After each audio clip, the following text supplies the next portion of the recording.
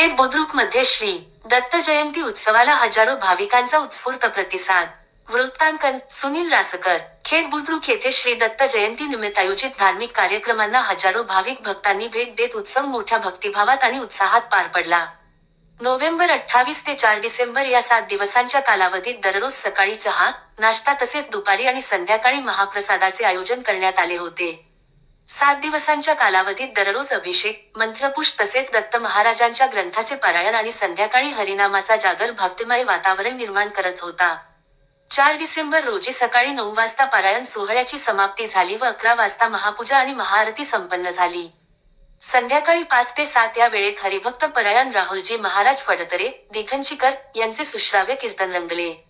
या कीर्तनातून समाजप्रबोधन करत देवावर श्रद्धा ठेवा, परंतु अंधश्रद्धा नको असा संदेश देण्यात आला.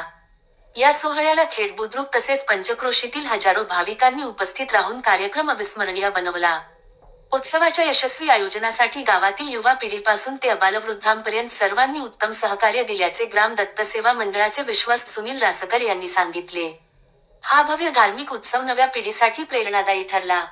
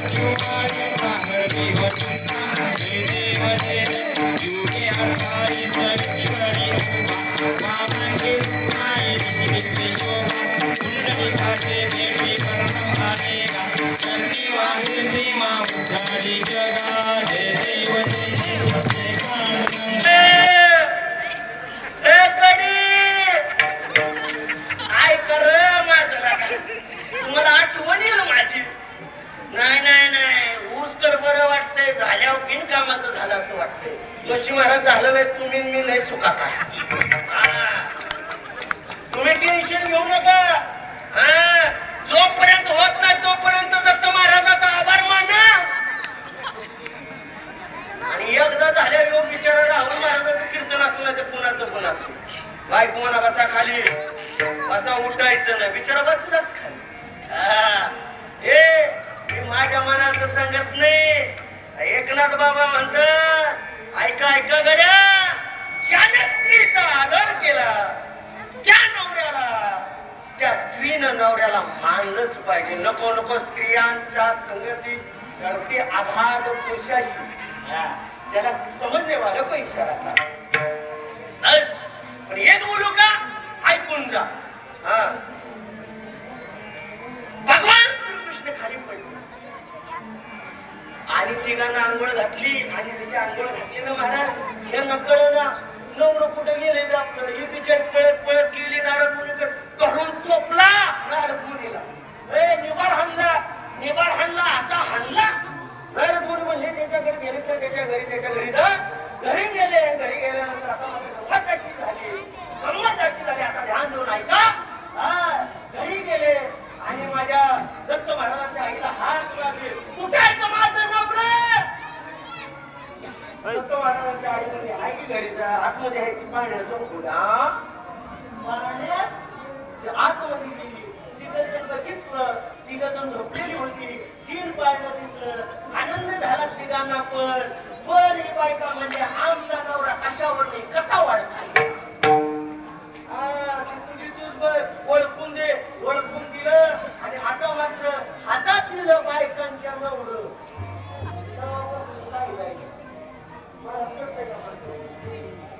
बायकांच्या हातात दिलं नवरं.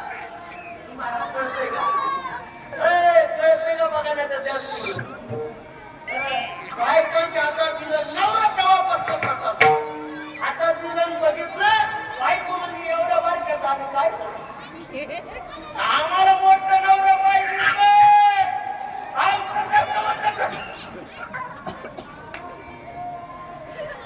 आम्हाला बारीक नको, बारीक नको म्हणजे गमत अशी झाली. परत एकदा माणसाकडे गेली, आईला सांगले काय पण कर, आमचं नवरं मोठं करून दे.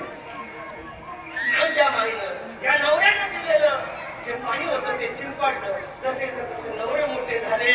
आणि काय होतं नवऱ्यांचं नाव?